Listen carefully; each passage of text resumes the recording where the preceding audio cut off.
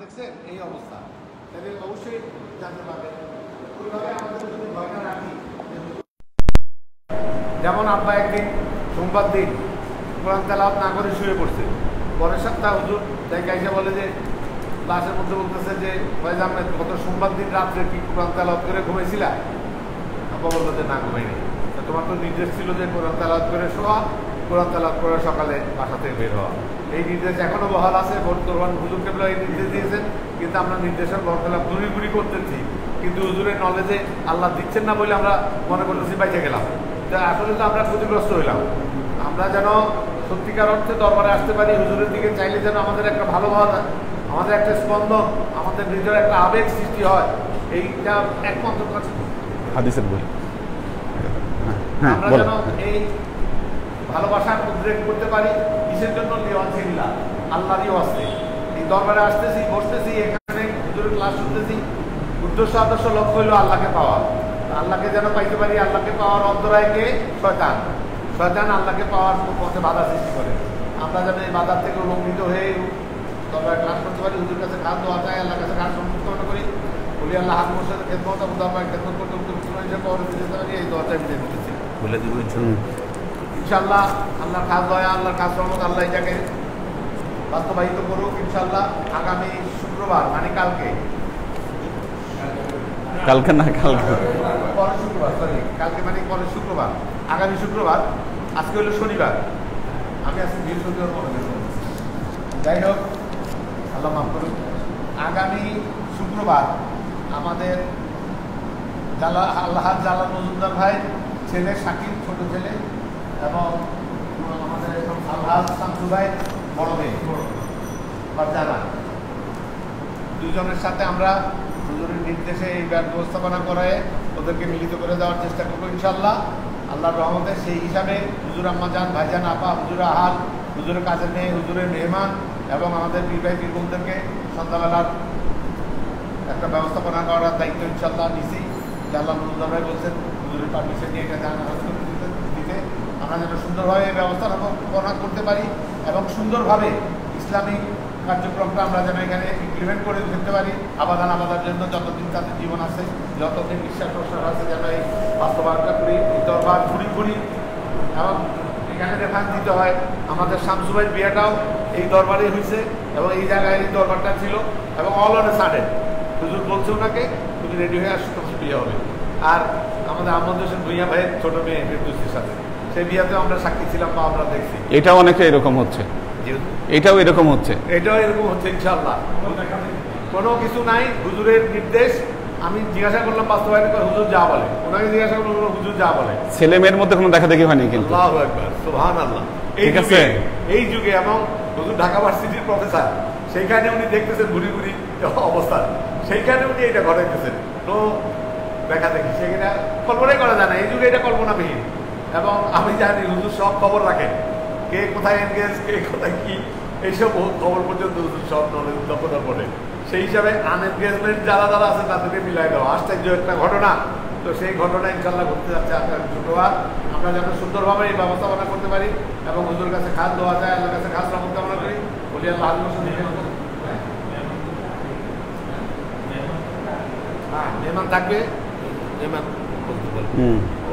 আমাদের জালাল মজুমদার ভাইয়ের প্রথম মেহমান হইল পীর ভাই পীর বোন, তারপরে মেহমান হইল ওনার নিজস্ব আত্মীয় স্বজন। আবার শামসু ভাইয়েরও মেহমান আছে, আত্মীয় স্বজন, পীর ভাই পীর বোন তো আছেই। তো ওই মেহমানদের স্বার্থে আমরা পীর ভাই পীর বোনরা এখানে যারা বসে আছি তারা নিজেরা জানবো, সবাইকে জানাই দেবো। আমরা যেন ওনাদেরকে একটু এন্টারটেইন করতে পারি, মেহমানদেরকে একটু আগে বসতে দেবো, ওনাদেরকে একটা ব্যবস্থাপনা আগে যেন করতে পারি। তার জন্য হুজুরের সাংসদ যেন আল্লাহ বলন্দ করেন, হুজুরের অ্যাডমিনিস্ট্রেশন, হুজুরের কন্ট্রোল, হুজুরের ব্যবস্থাপনা সবাই যেন অবাক হয়ে যায় যে ব্যবস্থাপনায় চলতেছে। করতে পারি খাওয়া দাওয়া, দেখেন আপনার আমার রিজিকে যে খাওয়াটা আছে তার এক বিন্দু বেশিও আমি খাইতে পারবো না, কমও আমি খাইতে পারবো না। আমার থেকে নিয়ে গেলেও সেটা আবার আমার প্লেটে চলে আসবে। এই বিশ্বাসটা আমরা রাখি, কারণ এই বিশ্বাসটা তৈরি হচ্ছে হুজুরের শিক্ষার থেকে। হুজুর যে শিক্ষা দিচ্ছেন সেই শিক্ষা থেকে আমরা জানি যে আমার নিজেকে যেটা অ্যালটমেন্ট আছে ওটা আমি পাবোই। সুতরাং ভয়ের কোনো কারণ নেই। বাতিলের যেই কর্নারে যেখানে আপনার তো টুকরাটা আছে সেটা আপনার ছেলেকে যাবেই ইনশাল্লাহ। তো আমরা যেন এই ব্যবস্থা করতে পারি, হুজুর কাছে খাস দেওয়া যায়, আল্লাহর কাছে খাস রকম কামনা করি, বলি আল্লাহ আজ মুর্শিদের খেদমত এবং দরবার খেদমত করতে করতে সময় হিসাবে ব্যবহার করতে পারি। দোয়া চাই। আসসালামু আলাইকুম।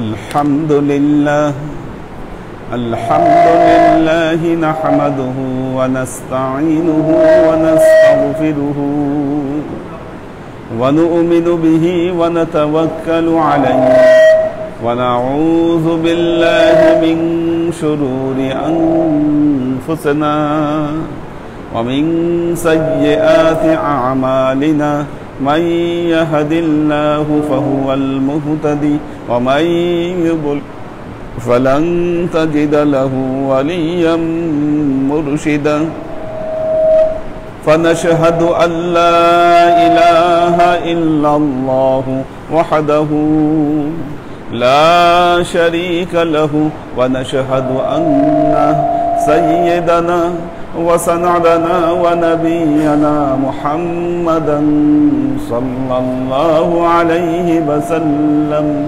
الذي أرسله الله بالحق بشيرا ونذيرا وداعيا إلى الله بإذنه وسراجا منيرا وقال الله تعالى في كلامه المجيد وفرقانه الحميد ما كان محمد أبا أحد من رجالكم ولكن رسول الله وخاتم النبيين وكان الله بكل شيء عليما إن الله وملائكته يصلون على النبي يا أيها الذين آمنوا صلوا عليه وسلموا تسليما صلى الله على محمد صلى الله عليه وسلم صلى الله على محمد صلى الله عليه وسلم صلى الله على محمد صلى الله عليه وسلم আল্লাহর আশিক ও সালেক বৃন্দ, এটা মানে আওয়াজ করে কেন?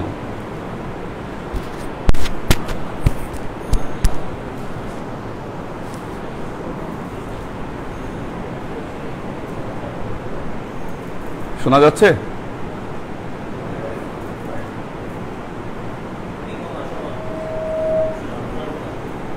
একটু দিলে এমন করে কেন?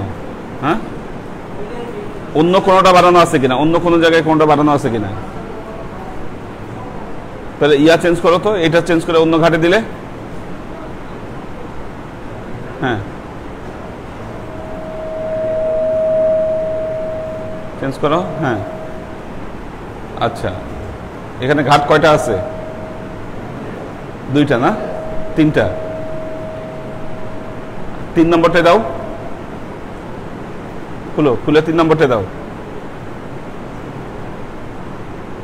আচ্ছা, ঠিক আছে, এবার নাকি শোনা যায়?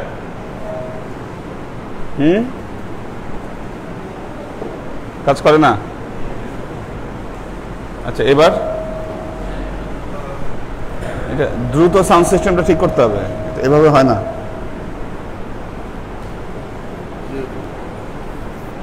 তার মানে আমাদের মসজিদে যে অ্যাম্পলিফায়ার আছে ওইটা দিয়ে তো মসজিদে আমরা যে সাউন্ড সিস্টেম লাগাতে চাচ্ছি ওইটা হয়ে যাচ্ছে। মাইকের জন্য তাহলে মাইক চালবে কোনটা দিয়ে?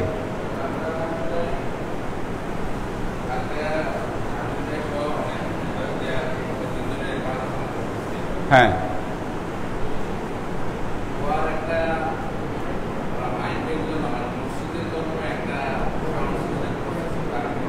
হ্যাঁ,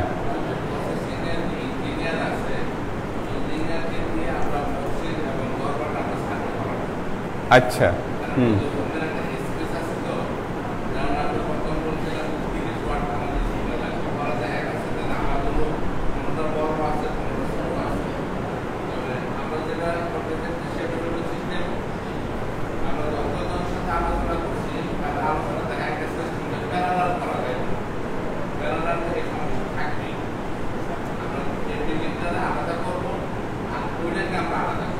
আচ্ছা, হ্যাঁ, এখন ওনাদেরকে যে আমরা সার্ভে করে ওখানে দেখা যাচ্ছে যে নাম্বার ওনারা যে সার্ভে সংযোগ পরিবার আমার কাছে আর আমার খরচটাও কম হবে এবং আমার সিস্টেমটা ভালো হবে। আচ্ছা, এই সত্যি সাথে জানা হবে ইঞ্জিনিয়ারকে নিয়ে আসবে। আচ্ছা, বুঝতে পারছি। তা আমরা একটা ওয়ার্ডের কথা বলছি, হ্যাঁ, সেখানে ওনারা মোবাইলের মাধ্যমে আলোচনা করে দেখছে যে আমাদের কাছে যে অ্যাম্প্লিফায়ারটা পাওয়া যায় যেটা আমাদের আছে, এটাকে যদি আমরা প্যারালাল না করে যদি ভাগ করে দিই তাহলে আমার কাজ হয়ে যাবে। মানে তাহলে তো দুইটা লাগবে অ্যাম্প্লিফায়ার 240 ওয়াটের। তাহলে একটা কাজ করতে হবে, সেটা হলো যে দুইটার প্যারালাল সাউন্ড সিস্টেম তো থাকবে আলাদা। প্যারালাল আমরা যে বছরে যে 5টা দিন, হ্যাঁ, এই 5টা দিনের জন্য আমরা ওইখান থেকে একটা স্পিকার লাইন আমরা এখানে দিয়ে দিই, একটা স্পিকার ওইখান মেশিনের থেকে স্পিকারের সাউন্ড হবে, স্পিকারের থেকে টেবিলটা সাউন্ড হবে। আবার যদি এখান থেকে আমরা ওইখানে সাউন্ড বলি তাহলে আমরা ওইখানকার স্পিকারটা আমরা সাউন্ড চালু করে দেবো মেশিনের সাথে। না, আমার কথাটা শুনেন। এখন তো মসজিদে অলরেডি স্পিকার আছে, আমাদের অনেকগুলো আছে, অনেকগুলো স্পিকার। তো আমরা যে নতুন সাউন্ড সিস্টেমে যাব, ওইটা মসজিদের জন্য আলাদা সাউন্ড সিস্টেম, দরবারের জন্য আলাদা সাউন্ড সিস্টেম, এভাবে ঠিকই থাকবে, দুইটা আলাদা সাউন্ড সিস্টেম। তার সাথে আপনি এখন যেভাবে দুইটাকে এক করছেন, এইরকম একটা আরেকটা সাউন্ড সিস্টেম থাকবে। এরকম একটা আমরা কানেকশনটা রেডি রাখবো, হ্যাঁ, শুধু বছর 5 দিন আমাদেরকে লাগে। আচ্ছা। আর ওই কানেকশনে আমাদের এই নতুন সাউন্ড সিস্টেমের কোনো কিছু অ্যাড করবেন না, ওইটা এই আলাদা স্পিকারগুলো দিয়ে চালাবেন, আগের স্পিকারগুলো দিয়ে চালাবেন। দরকার হলে অন্য অ্যাম্প্লিফায়ার নিয়ে আসতে হবে ওটার জন্য। হ্যাঁ, এইভাবে আর কি। ঠিক আছে। আর ওইটা যেটা আছে অ্যাম্প্লিফায়ার টোয়ার, ওইটা যদি কোনো ডিস্টার্ব থাকে ওইটা ঠিক করে নিতে হবে, পুরোটা রিপেয়ার করা যেতে যায়। হ্যাঁ, দেখেন নেক্সট শুক্রবারের আগেই করা যায় কিনা এটা। ঠিক আছে, আচ্ছা, ঠিক আছে, ঠিক আছে, ঠিক আছে।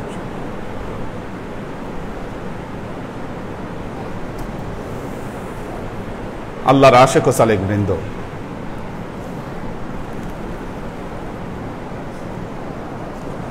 কেন? হ্যাঁ, আচ্ছা, দ্রুত করো, দ্রুত। আচ্ছা। أن النبي صلى الله عليه وسلم قال ما من يوم يصبح العباد فيه إلا ملكان ينزلان فيقول أحدهما اللهم أعطي منفقا خلفا ويقول الآخر اللهم أعطي ممسكا তালাফান।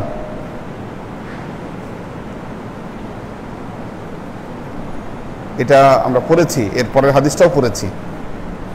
এটার অর্থ হলো প্রতিদিন সকালে দুজন ফেরেশতা আল্লাহ অবতীর্ণ করান।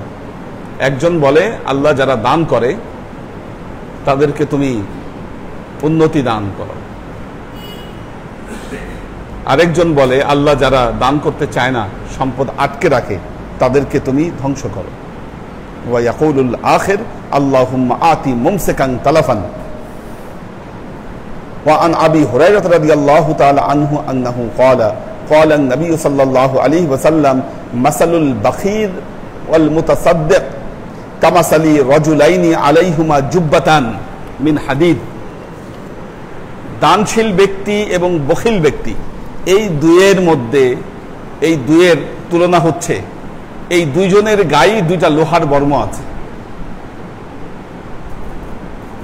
দানশীল ব্যক্তি যখন দান করে তখন আল্লাহ তার বর্মকে প্রশস্ত করে দেন, এমনভাবে প্রশস্ত করে দেন তার হাতের আঙ্গুলগুলিও ওই বর্মের আড়ালে চলে যায়। অর্থাৎ আল্লাহ সেই দান দিয়ে, আল্লাহ সেই দানের মাধ্যমে তাকে প্রোটেক্ট করেন। লোহার বর্ম মানে কি? তাকে হেফাজত করেন আল্লাহ। আবার যখন একজন বখিল দান করতে চায় তখন দেখা যায় ওই লোহার বর্ম তার শরীরের সাথে এমনভাবে আটকে যায়, একদম ঠেসে ধরে বসে, নড়তেও পারে না, চড়তেও পারে না, অর্থাৎ কোনো লাভ হয় না। তার মানে দান করতে হবে খুশি মনে, আনন্দের সাথে, খোলা দিলে, হাত খুলে। বখিল এবং মুতাসাদ্দিক হাদিসে দুটো সিফাত বর্ণনা করা হয়েছে, একজন বখিল, একজন মুতাসাদ্দিক। একজন হাত খুলে দান করেন, মন খুলে দান করেন, আরেকজন দান করতে গেলে মানে বের হয়তো হয় না, এরকম যে একটা অবস্থা, এটা হচ্ছে বখিল। আপনারা জানেন যে বখিল কাদেরকে বলে এবং বখিলের কি অবস্থা। নিজেও ভোগ করতে পারে না, বখিল নিজেও ভোগ করে না, দানও করে না, টাকা খালি জমায় রাখে আর দেখে আর শান্তি পায়। অর্থ সম্পদ দিয়ে মানুষকে কষ্ট দেয়, সে নিজেও কষ্ট পায়, সে হচ্ছে বখিল। আর যে প্রাণ খোলা, হাত খোলা মানুষ, তাকে দেখলেও মানুষ বুঝে যে না, এই লোক বখিল না।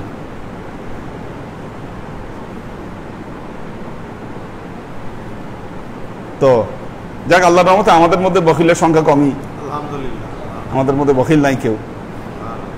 কারণ বখিল থাকলে বখিল আল্লাহর পথে বেশি দিন টিকতে পারে না, এটা হলো বাস্তব কথা। বখিল টিকতে পারে না।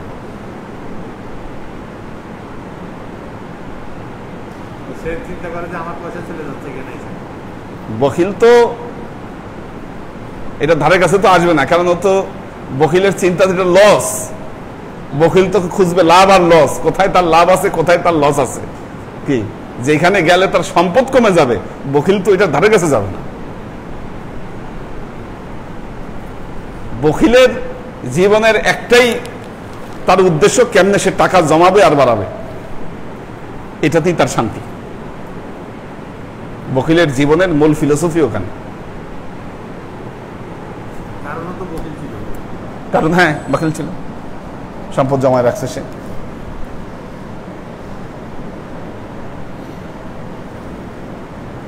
তো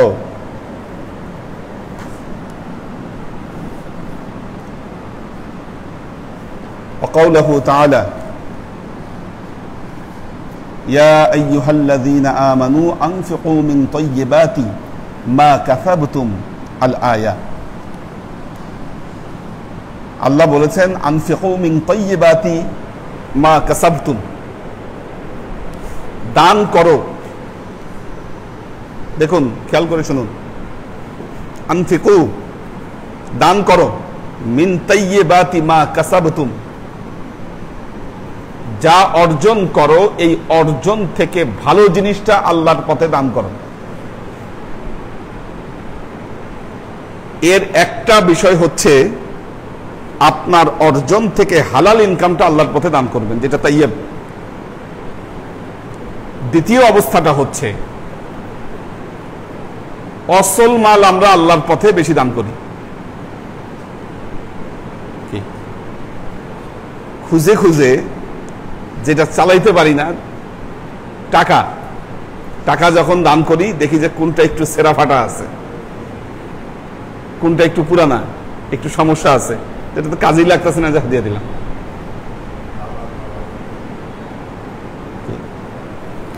আচ্ছা দেখেন,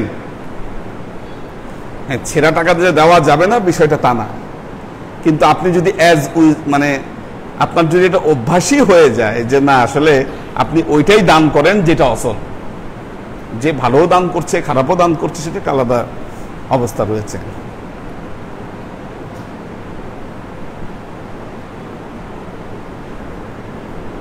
কিন্তু আপনি, কিছু মানুষ আছে গাছের ফল যেটা নষ্ট হয়ে গেছে ওইটা দান করে দিচ্ছে, ভালো ফলগুলো নিজের জন্য রেখে দিচ্ছে। ওসর যখন আদায় করছে খারাপ ফসলটা দান করে দিচ্ছে, ভালো ফসলটা রেখে দিচ্ছে। ঠিক তেমনি টাকা আল্লাহর রাস্তায় যখন দান করছে, ভালোটা রেখে দিচ্ছে, খারাপটা দান করছে। এ কাজ করা যাবে না, যেটা দান করতে হবে সেটাই যেটা উত্তম। বলেন। আমার বলি, হ্যাঁ, দুই একটা নোট অচল পড়ে গেল, শয়তান তখন মনে করে এটা আল্লাহর রাস্তায় দিয়ে দিচ্ছে। হ্যাঁ, আলাদা করে এটাই হচ্ছে শয়তান করে। এক বিষয় হচ্ছে যে টাকা, মজার ব্যাপার হচ্ছে নতুন নোট জমাইতে সবাই পছন্দ করে। জমায়ে লাভটা কি? ওটা তো দিবেনই। ব্যাংকেও যদি রাখেন, ব্যাংকে দিয়ে দিলে তার আপনার হাতে নাই ওইটা, কিন্তু শয়তান গুথায় আপনাকে এই কাজটা করাচ্ছে।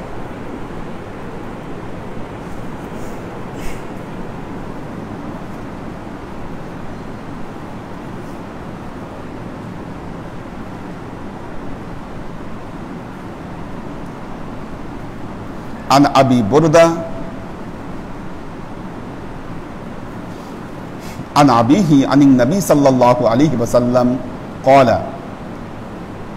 على كل مسلم صدقة فقالوا يا نبي الله فمن لم يجد فقال يعمل بيده فينفع نفسه ويتصدق।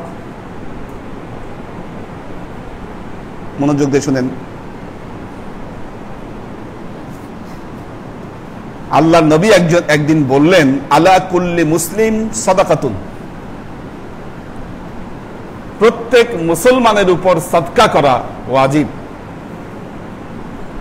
প্রত্যেক মুসলমানের উপর সাদকা করা ওয়াজিব না? ঠিক আছে, সমস্যা নেই, অডিয়েন্সে লাইট কম আজকে এই জন্য। আচ্ছা, আলা কুল্লি মুসলিম সাদাকাতুন, প্রত্যেক মুসলমানের উপর সাদকা করাটি ওয়াজিব। ফাকালু ইয়া নবী আল্লাহ, আল্লাহ নবীর সাহাবীরা যারা বসেছিলেন তারা বললেন, ইয়া রাসূলুল্লাহ ফামান লাম ইয়াজিদ, যে ব্যক্তি পারবে না সাদকা করতে, টাকা নাই, সে কি করবে? কেমনে কি করবে?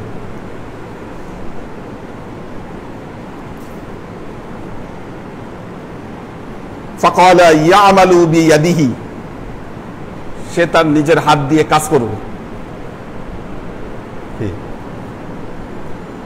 নিজের হাত দিয়ে কাজ করবে। গরিব, নিজেরই ইনকাম নাই, কম ইনকাম, তাহলে কি করতে পারে? সে কিছু কাজ করতে পারে। হ্যাঁ, ফিজিক্যাল লেবার সে দিবে।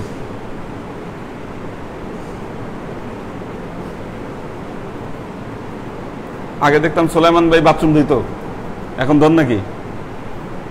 হ্যাঁ, হাতুর ব্যাটা পারে না। এটা যেই করবেন, এটা কিন্তু সাদকা, এটা সাদকা। ময়লা হয়ে আছে একটা জায়গা, মুছে দিলেন, পরিষ্কার করে দিলেন, এই যে ফিজিক্যাল লেবারটা দিলেন, এটা সাদকা। মেয়েদের মধ্যে অনেকে দেখি এসে এসে পরিষ্কার করে দরবার, ছেলেদের মধ্যে দেখি না, কম, ছেলেদের মধ্যে অভ্যাস নাই। সাদকা।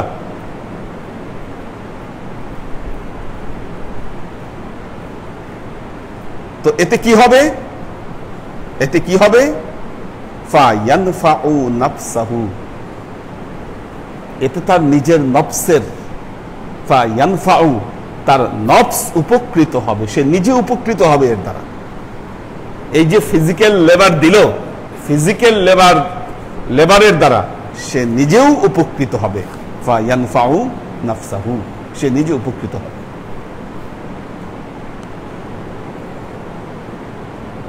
আসলে সামনের যে জেনারেশন যেটা আসতেছে, ছেলেদের থেকে মেয়েরা অনেক কাজে অ্যাক্টিভ।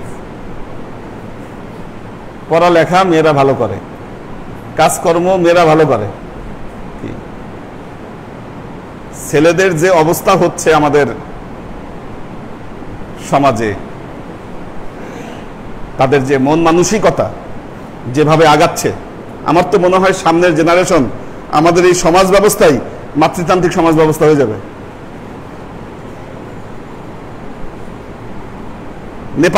নেপালে দেখেছি, ওখানে মাতৃতান্ত্রিক সমাজ ব্যবস্থা এখন একটু চেঞ্জ হচ্ছে, ওরা ঘুরে দাঁড়াচ্ছে। হ্যাঁ, ছেলেরা বসে বসে দাবা খেলে, দোকানে দাবা খেলতেছে, তাস খেলতেছে, কোনো কাজকর্ম কিচ্ছু করে না, ফুলবাবু হয়ে ঘুরে বেড়াচ্ছে, আর সব কাজকর্ম ওখানে মেয়েরা করতেছে।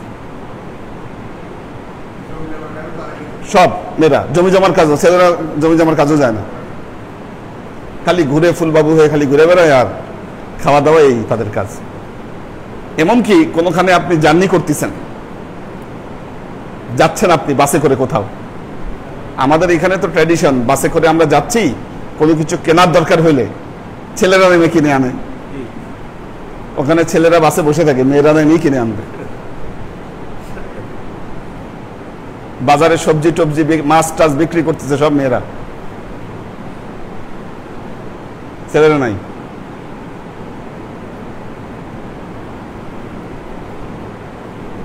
ভুটানে তো পৈতৃক সম্পত্তির অধিকার এতদিন পেত না, এখন মনে হয় আইন ওরা সংশোধন করছে। ছেলেরা পৈতৃক সম্পত্তি পাইতো না, না মেয়েরাই পাইতো।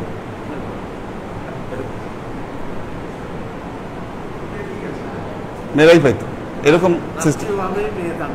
হ্যাঁ, ওটা রাষ্ট্রীয়ভাবেই আর কি। অর্থাৎ পাহাড়ি বেল্টগুলোতে এই অবস্থা। আমাদের জেনারেশন পর্যন্ত আমরা দেখেছি ছেলেরা সব কাজে অ্যাক্টিভ। আমাদের সময় একটা ছেলে বাচ্চা, সে বেশি চঞ্চল, খেলাধুলায় সব কিছুতে, পড়াশোনায় ছেলেরা আগায় আছে, মেয়েরা পিছায় আছে। এটা আমরা আমাদের সময় দেখেছি। এখনকার জেনারেশন দেখেন, ছেলেরা সব কিছুতে পিছায়। এনারা ফুলবাবু হয়ে ঘুরে বেড়াবে, ডাট দেখাবে, ভাব নিবে, কাজে নাই, কাজকর্ম করবে না। আজব। বলেন। ওয়ালাইকুম সালাম। গ্রামাঞ্চলে, শহরে তো সবাই পয়সা না, গ্রামাঞ্চলে অনেক লোক হয়ে গেছে, 2 জন 4 জন 5 জন 7 জন, বেশিরভাগই গরিবেরা গরিব সন্তান আছে বেশি। আচ্ছা, হ্যাঁ। তো তারা নিজের পেট নিজে চালাইতে পারতেছে না। তো যেমন সন্তান আদির প্রতি যে আকিকা করা, সে নিজে খেতে পারছেন না, অথচ ছেলে হয়ে তারা দিতে পারতেছেন না, তারা দিতে পারতেছেন না। আমাদেরটা কি ব্যাপার?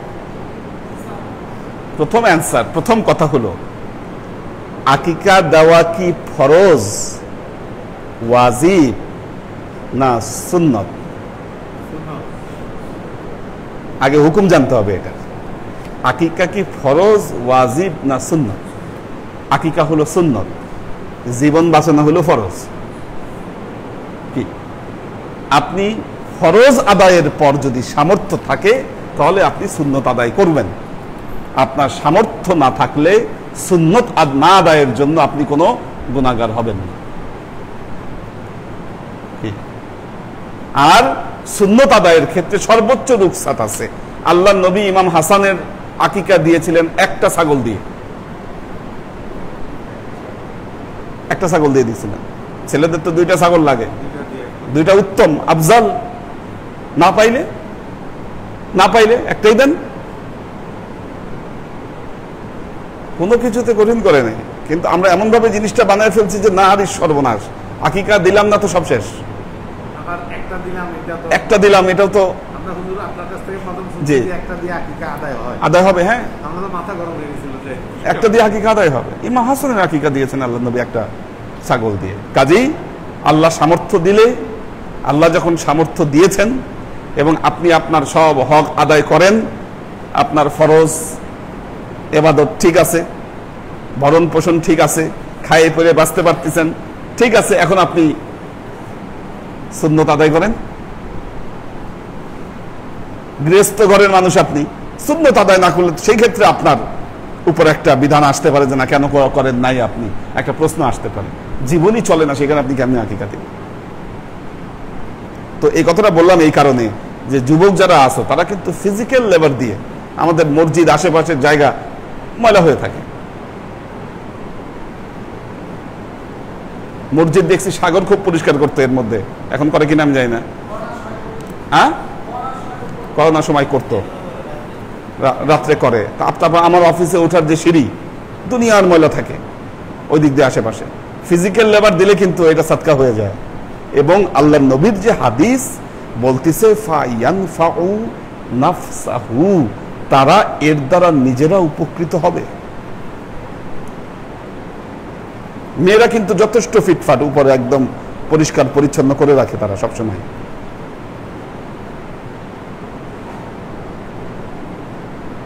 পকেটে টাকা নাই তো বলতেছে কি, তাহলে ফিজিক্যাল লেবার দাও, ফিজিক্যাল লেবার দাও। আচ্ছা,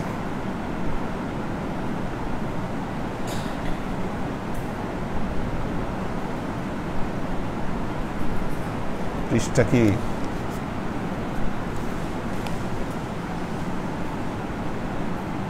হ্যাঁ, পৃষ্ঠা উল্টে গেছে। আচ্ছা, ইয়া নবী আল্লাহ ফামান লাম ইয়াজিদ ফাকালা ইয়ামালু বিয়াদিহি ফায়ানফাউ নাফসাহু, তাহলে তার নিজেকে সে উপকৃত করবে। ওয়া ইয়াতাসাদদাক, এবং সদকার হক আদায় হবে। ফাকালু ফাইন লাম ইয়াজিদ, সেটাও যদি না পারে, সেটাও পারতেছে না, বুড়া হয়ে গেছে। ইয়াংরা না বুঝলাম ফিজিক্যাল লেবার দিল, কি বুড়ারা তো পারবে না, বুড়ারা তো পারবে না। ফাইন লাম ইয়াজিদ, যদি না পারে,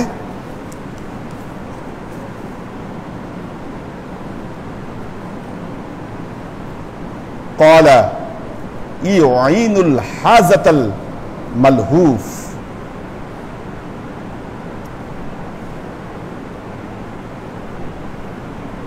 তাহলে এটাও যদি না পারে বিপদগ্রস্তকে সাহায্য করবে, বিপদগ্রস্তকে সাহায্য করবে। একজন লোক সমস্যায় পড়ছে, তার পাশে গিয়ে দাঁড়ান, এটা তার অনেক সাপোর্ট মনে হবে।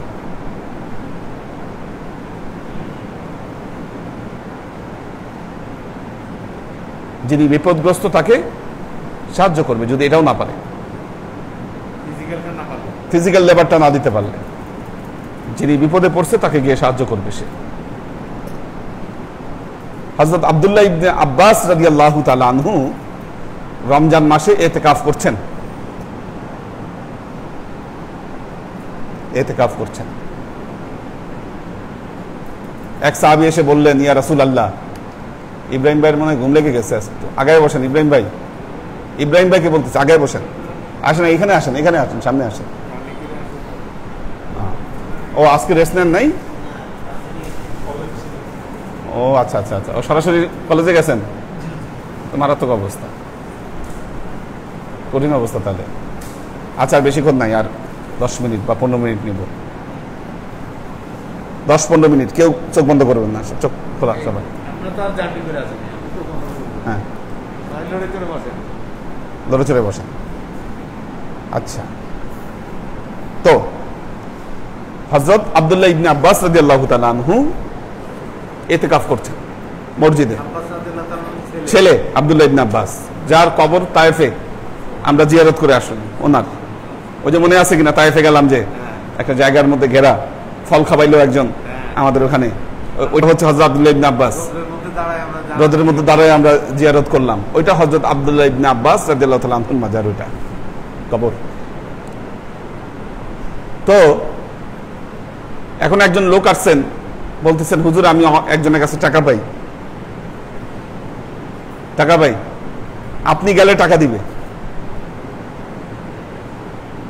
উনি জুতা নিয়ে রেডি হয়েছেন, বের হবেন মসজিদে নববীতে। সব সাহাবারা বলল, হাই হাই, আপনি করেন কি, করেন কি আপনি? আপনি না ইতিকাফে আছেন, বেরোন কেন আপনি? উনি আঙ্গুলের ইশারা দিয়ে আল্লাহর নবীর রওজার দিকে বললেন, এখানে যিনি শুয়ে আছেন তিনি আমাকে বলেছেন, যে ব্যক্তি অপরের সহযোগিতায় অগ্রসর হয় আল্লাহ তাকে 10 বছর ইতিকাফের যাজা দান করেন।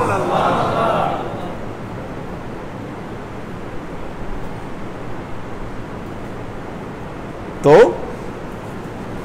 ইওয়ানুল মালহুফ কি করবে? বিপদগ্রস্তকে সাহায্য করবে। আমাদের সমস্যা হলো সাহায্য তো দূরের কথা, পরস্ত্রী কাতরতা এমন ভাবে আমাদের মধ্যে কাজ করে, কেমনে একটা বাস দেওয়া যায়, কিভাবে দেওয়া যায়। গ্রামে বিয়ে মেয়ের ব্যাপারে খোঁজ খবর নিতে আসছে, মেয়ের চাচার কাছে খোঁজ খবর নিতে গেছে, মেয়ের চাচার কাছে বলতেছে মেয়ে কেমন, চাচা বলতেছে মেয়ে তো ভালো, বয়স গেছে ভাটির দিকে,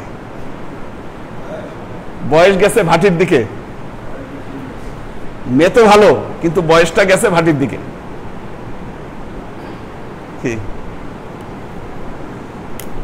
আপন ভাইয়ের মেয়ে বিয়ে হবো, এখন তো ঠেকাইতে পারতেছে না, আচ্ছা ঠিক আছে একটু মুখ দিয়া যদি একটু দেওয়া যায় যদি কিছু,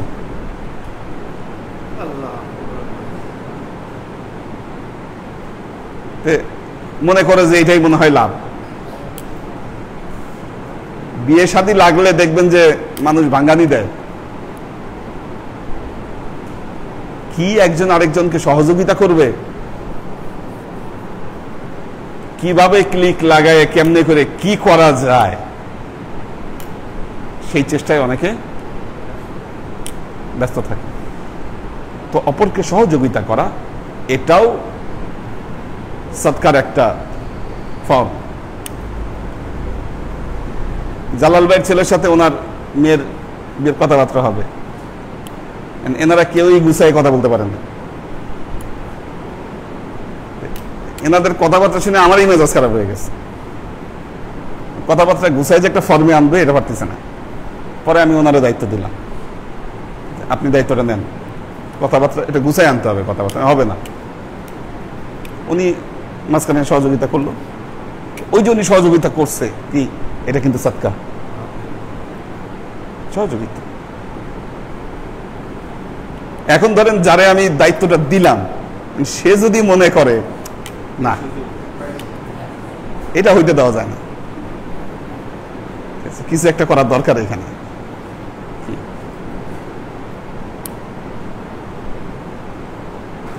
যদি তা ঘটতো তাহলে কি হতো, তাহলে তো যা হওয়ার তাই হতো। এটা হচ্ছে বিষয় যে আমাদের অপরকে সাহায্য করা, সহযোগিতা করা, এটা অনেক বড় একটা ইবাদত, এটা সদকা। এই জন্য একটা কথা বলি যে সবসময় মানুষের জন্য ভালো চিন্তা করা, ভালো করা, এই চিন্তা করবেন সবসময়। খারাপ কাজ, খারাপ চিন্তা, খারাপ ক্ষতি আপনি কোনোদিন মানুষের করবেন না, মানুষ আপনার ক্ষতি কোনোদিন করতে পারবে না। আমাদের উপর মানুষ গালেব হতে পারে কেন? আমরা মানুষের ক্ষতির চিন্তা করি, আমরা মানুষের ব্যাপারে খারাপ চিন্তা করি। তো আল্লাহর আশেক ও সালেক বৃন্দ,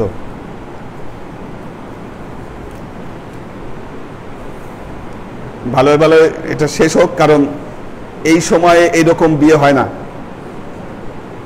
ছেলে মেয়ে ফরমালি কেউ কাউকে দেখে নাই, দিস ইজ দ্য ট্রু।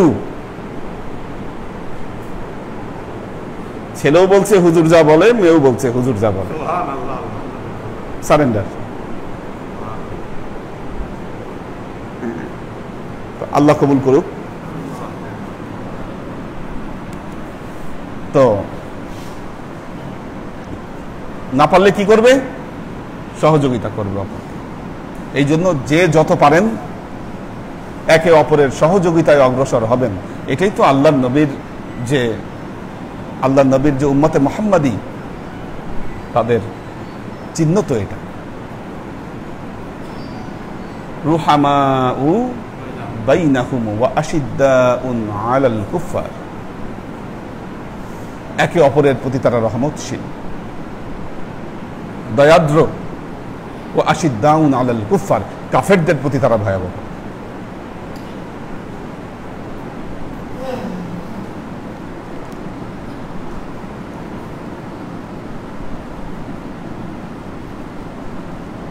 তো ফাইল্লাম ইয়াজিদ, ফায়ুইনুল হাজাল মালহুফ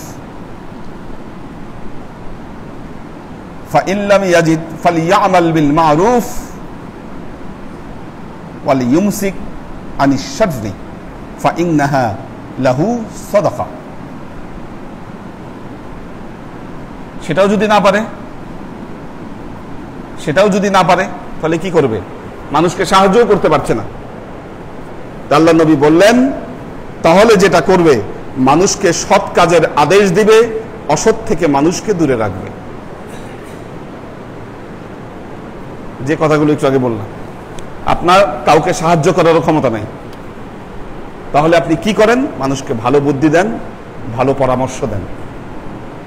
খারাপ বুদ্ধি, খারাপ পরামর্শ থেকে দূরে রাখেন। আপনি নিজে একটা কাজে গিয়ে ক্ষতিগ্রস্ত হয়েছেন, আপনি আরেকজনের পরামর্শ দিচ্ছেন, যা তুইও যা, আমি জাল খাইছি তুইও খা। কি হ্যাঁ, ছোটবেলায় পড়ছিলাম, লেজ কাটা এক শিয়াল বলে, লেজের ভেজাল কেন, এ ঝামেলা কেটে ফেললে আরাম কত জানো। বুড়ো শিয়াল হেসে বলে, বুঝি তোমার ব্যথা, ফান্দে পড়ে লেজ হারালে, তাই তো এসব কথা। যে শিয়ালের লেজ কেটে গেছে বলতেছে কত ভালো, এই লেজ একটা ভেজাল, কেটে দেখো কেমন লাগে লেজ। এই সমস্ত চিন্তাধারা, এই সমস্ত চিন্তা ভাবনা, এখান থেকে আমাদেরকে বের হয়ে আসতে হবে। রংপুরে মসজিদ হচ্ছে, অনেকে এখন বলতেছে ওয়াকফ করা। মসজিদের জন্য ওয়াকফ শর্ত নয়, এজনে আম শর্ত। এটা প্রতিষ্ঠিত মাসালা। আচ্ছা, দ্বিতীয় কথা হচ্ছে, ওখানে শুধু মসজিদ না, আব্বার করে যাওয়া সব জমি ওয়াকফ হবে, কিন্তু সেটা স্টেটের আন্ডারে। আমরা যে ট্রাস্টি করছি, ট্রাস্টির আন্ডারে ওয়াকফ হবে। কাজেই ওনাদেরকে কনফার্ম করে দিবেন, এটা নিয়ে রাজনীতির কোনো সুযোগ নাই। ঠিক আছে, মসজিদে ওয়াকফ হবে মনে করতেছি, তাহলে এটা একটা পাইসি, একটা পাওয়া, এটা নিয়ে এখন আমাদের পলিটিক্স, রাজনীতি, কোনো সুযোগ নাই এটার। কারণ মসজিদও হবে। এখন মসজিদ এজনে আমি যথেষ্ট, এটা রেকর্ডেড আছে মসজিদের নামে, তারপরেও সেটা ওয়াকফ হবে, কিন্তু স্টেটের আন্ডারে এটা ওয়াকফ হবে। ঠিক তো, স্টেটের আন্ডারে ওয়াকফ মানে এটার পরিচালনা, এটা সবকিছুর দায়িত্ব দায়ভার আমাদেরই থেকে যাচ্ছে। এটা সেই স্টেটের সম্পদ, ট্রাস্টের সম্পদ এটা। ঠিক আছে, সো এটা নিয়ে ওনাদের কোনো রাজনীতি বা যেই খেলা মাথায় খেলতেছে ওটার কোনো লাভ নাই। মেসেজটা এভাবেই দিবেন তাদেরকে, বুঝছেন? চিন্তা করতেছে যে দেখি না একটা কি হ্যাঁ, যে দেখি কি করা যায়। হ্যাঁ হ্যাঁ, সেটাই। হ্যাঁ, আচ্ছা,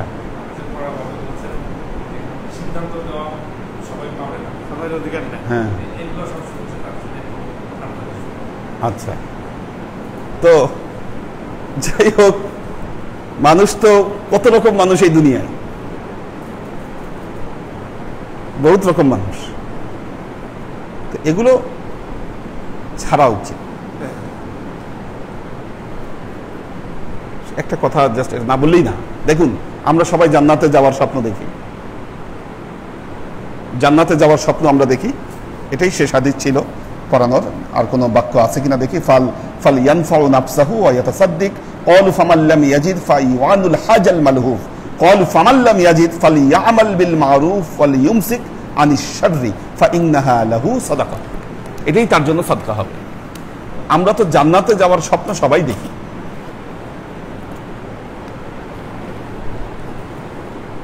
একটা জিনিস দেখেন, কোন খারাপ মানুষ জান্নাতে যাবে, আল্লাহ ওই মানুষকেই জান্নাতে নিবে যে কারো ডিস্টার্বের কারণ হবে না। তাহলে যে মানুষের দ্বারা আশেপাশের মানুষ ডিস্টার্ব, এ দুনিয়াতেই তার যদি এই হালত হয়, আপনি বলেন কিয়ামতের ময়দানে আল্লাহ কিভাবে এই লোকটাকে জান্নাতে ঢুকাবে? এ তো জান্নাতের পরিবেশ নষ্ট করবে। এই চরিত্র থেকে যাবে, হ্যাঁ, এই চরিত্রিক মাধুর্য ওখানে থেকে যাবে। ঠিক আছে, কমন ব্যাপার, কমন ফ্যাক্টর, দুনিয়ার থেকে এই চরিত্রটা বদলায় যেতে হবে। বদলায় যেতে হবে, বদলায় যেতে হবে, প্র্যাকটিস করতে হবে, এটা প্র্যাকটিস করতে হবে। এই যে আমাদের ওখানে পিছনের বাসায় কাঠের দোকান ছিল, আশেপাশের অনেক মানুষ অভিযোগ দিয়েছে। আমাদের মজুমদার ভাই বলতেছে এখানে আরো তো দৃষ্টান্ত আছে, কাঠের অনেক দোকান আছে, তাদের সমস্যা না হলে এখানে সমস্যা হবে কেন? কার কোথায় কি আছে সেটা তার সাবজেক্ট। কে মানুষকে কষ্ট দিচ্ছে, প্রতিবেশীকে কষ্ট দিচ্ছে, তার সাবজেক্ট, আমি দিব না। এটাই তো আমাদের, আমরা যে আনপ্যারালাল বলবেন আপনি, আনকমন, আমাদের আনকমন কাজ করতে হবে না। আমার লস হচ্ছে, সো হোয়াট? ভালো চিন্তা করি, মানুষের উপকারের চিন্তা করি, এমন কিছু কখনোই করবো না যেটার দ্বারা মানুষ ক্ষতিগ্রস্ত হয়, না টুডে নট টুমরো। দরকার হলে লস হবে আমাদের। হাতে ক্ষমতা থাকলেই, করতে পারলেই একটা কাজ করা যায় না। এটা যদি আপনি এটা যদি নিজের মধ্যে আপনি রাখতে পারেন, আজীবন ক্ষমতা সম্মান আপনার থাকবে। আর আজকে আপনি ক্ষমতা পায় আপনি যা খুশি তা করলেন, কি একদিন এটার ফল আপনাকে ভোগ করতে হবে। তো আমাদেরকে এই উদারতার প্র্যাকটিস শুধু মুখে বললেও হবে না, প্র্যাকটিসে আনতে হবে আমাদেরকে। আমি বলবো যে আচ্ছা আপনারা মানুষের প্রতি ভালো ব্যবহার করেন, কি আমি আপনাদেরকে বলবো আচ্ছা আপনারা দান করেন, আমি যদি নিজে দান না করি হবে না। তো নিজে প্র্যাকটিস করতে হবে সব কিছুতে, মানুষের সাথে বিনয়, নম্রতা, ভালো ব্যবহার, এগুলো সবাইকে প্র্যাকটিস করতে হবে। এই জিনিসগুলো আমার কথার দ্বারা কে কিভাবে কষ্ট পাচ্ছে, কোন মানুষের আসলে কোন দৃষ্টিভঙ্গিতে লাগছে, এই বিষয়টা আমাকে বুঝতে হবে, বুঝতে হবে বিষয়গুলো। এগুলো সবাইকে প্র্যাকটিস করতে হবে যদি জান্নাতের বাসিন্দা হতে চান। খুব একটা স্পর্শকাতর জায়গা তো জান্নাত। জান্নাত একটা স্পর্শকাতর জায়গা। ওখানে তারাই থাকবে যারা ওই যে করে নাকো ঠুস ঠাস, মারে নাকো ঢুস ঢাস, ওই কোয়ালিটি আনতে হবে নিজের মধ্যে।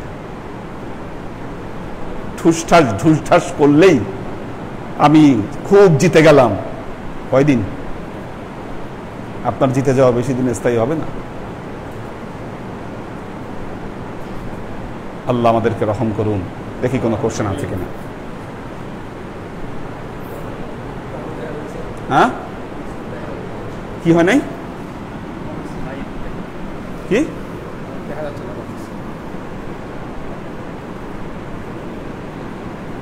তোমাদের কারোটা থেকে যাও,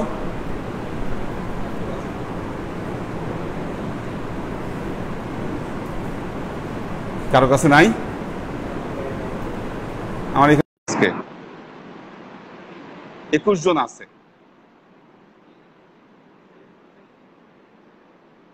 আজকে তো লাইভে অনেক মানুষ, কমেন্টস তো না থাকার কোনো কথাই নাই। দাও,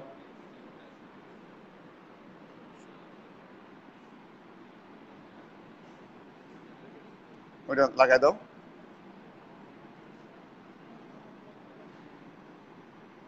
মোহাম্মদ আজাদ সালাম দিয়েছেন, তিশা তৌফিকা সালাম দিয়েছেন, মোহাম্মদ কবির সালাম দিয়েছেন, আমাদের আলী আকবর ভাই সালাম দিয়েছেন, আনোয়ারা শরীফ সালাম দিয়েছেন, নুরুন নাহার সবাইকে সালাম দিয়েছেন, দোয়া চেয়েছেন, আমির হোসেন সালাম দিয়েছেন, আমরিন শরীফ সালাম দিয়েছেন, HK হানিফ সালাম দিয়েছেন, পর্ণা বিনতে কাদির, লুনা তাবাসসুম লুবনা, মাহফুজুল হক উজ্জ্বল, কোহিনুর বেগম, এনারা সবাই সালাম দিয়েছেন। আব্দুল সাত্তার ভাই, আল ইমরান, পপিয়ারা জামান সুমি, এনারাও সালাম দিয়েছেন, দোয়া চেয়েছেন।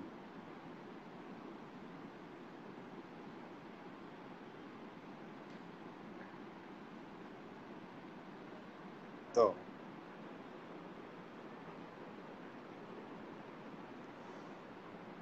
আল্লাহ সবাইকে রহম করুন। বারাকাল্লাহু লানা ওয়া লাকুম ফিল কুরআনিল আযীম ওয়া নাফা'ানা ওয়া ইয়্যাকুম লা আয়াতি ওয়া যিকরিল হাকীম ইন্নাহু তাআলা জাওয়াদুন কারীমুম মালিকুন বাররাউফুর রহিম। আল্লাহুম্মা আমিন। اللهم صل على محمد وعلى آل محمد كما صليت على إبراهيم وعلى آل إبراهيم إنك حميد مجيد. اللهم بارك على محمد وعلى آل محمد كما باركت على إبراهيم وعلى آل إبراهيم إنك حميد مجيد. ربنا ظلمنا أنفسنا وإن لم تغفر لنا وترحمنا لنكونن من الخاسرين. ربنا آتنا في الدنيا حسنة وفي الآخرة حسنة وقنا عذاب النار. ربنا لا تزغ قلوبنا بعد إذ هديتنا وهب لنا من لدنك رحمة إنك أنت الوهاب. اللهم إنك عفو تحب العفو فاعف عني يا غفور الرحيم الودود. اللهم نور قلوبنا بنور الإيمان ونور قلوبنا بنور الإسلام ونور قلوبنا بنور الإحسان وزين أخلاقنا بنور محمد صلى الله عليه وسلم. اللهم إنا نسألك علما نافعا رزقا واسعا عملا مقبولا شفاء من كل داء قلبا خاشعا ذهنا ذاكرا إيمانا كاملا توبة قبل الموت راحة عند الموت ونزاة بعد الموت. اللهم إنا نسألك رحمتك في كل درجة فلاح في كل أمر ونعوذ بك من الشرك والشك والنفاق والبدعة ومن كل وسوسة الشيطان. يا الله يا رحمن يا مالك আমরা এতক্ষণ তোমার দরবারে যে সমস্ত আমলকে উপস্থাপন করলাম ত্রুটিমুক্তভাবে এই আমলগুলোকে তুমি আমাদের তরফ থেকে কবুল করে নাও। তুমি আমলের যাজা আমাদের প্রিয় নবী হযরত মুহাম্মদ মুস্তাফা সাল্লাল্লাহু আলাইহি ওয়াসাল্লামের কাছে পৌঁছে দাও। আল্লাহ আমাদের নবীর পরিবারবর্গের কাছে তুমি এর যাজাকে পৌঁছে দাও। এই দুনিয়ার সমস্ত আম্বিয়ায়ে কেরাম সাহাবায়ে কেরাম তাবেঈন তাবেঈন ওয়ালি আউলিয়া গাউস কুতুব আমাদের মা বাবা ভাই বোন আত্মীয় স্বজন এই দরবার থেকে যত পীর ভাই বোন চলে গেছে সবার রূহে আল্লাহ তুমি এর যাজাকে পৌঁছে দাও। তুমি তোমার হাবিবের ওসিলায় আমাদের সবাইকে কবুল ক্ষমা করে দাও। আমাদের জীবন থেকে সমস্ত অভাব অভিযোগ বালা মুসিবত দুঃখ কষ্ট রোগ শোককে দূরীভূত করে দিয়ে দৃঢ় হস্তে তোমার দ্বীনের খেদমতের তৌফিক তুমি আমাদেরকে দাও। আজীবন যেন তোমার হেদায়েতের পথে প্রতিষ্ঠিত থাকতে পারে সে তৌফিক তুমি আমাদেরকে দাও। সুবহান রাব্বিকা রাব্বিল ইজ্জাতি আম্মা ইয়াসিফুন সালামুন আলাল মুরসালিন ওয়ালহামদুলিল্লাহি রাব্বিল আলামিন ওয়াজআল আখিরু কালিমাতিনা ইনদাল মাউত লা ইলাহা ইল্লাল্লাহু মুহাম্মাদুর রাসূলুল্লাহ।